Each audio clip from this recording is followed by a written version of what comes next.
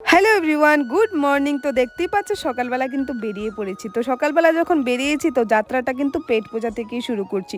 তো আমি কিন্তু এখন খাচ্ছি সাতুর শরবত, যেটা কিনা খেতে খুবই ভালো হয় আর তার সাথে সাথে খুবই হেলদিও হয়। পেট পূজা করে আমরা কিন্তু এখান থেকে বেরিয়ে পড়লাম, কারণ আমাদের এখন যেতে হবে বাজারে। তো বাজারে গিয়ে নিয়েছিলাম ধনিয়া পাতা আর পুদিনা পাতা। আর দেখতেই পাচ্ছ রৌদ্রুর কি অবস্থা।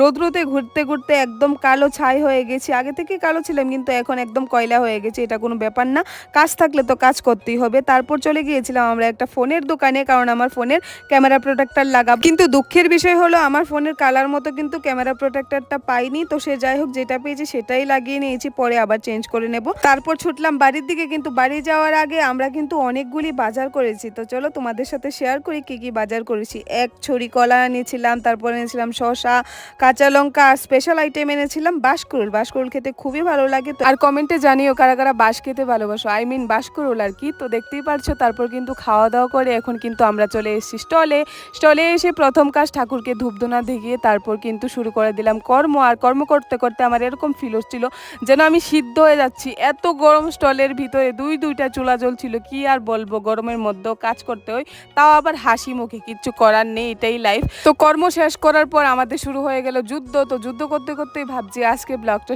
শেষ করব। তো তোমরা সবাই অবশ্যই একটু লাইক কমেন্ট করে পাশে থেকো। টাটা, সবাই ভালো থেকো।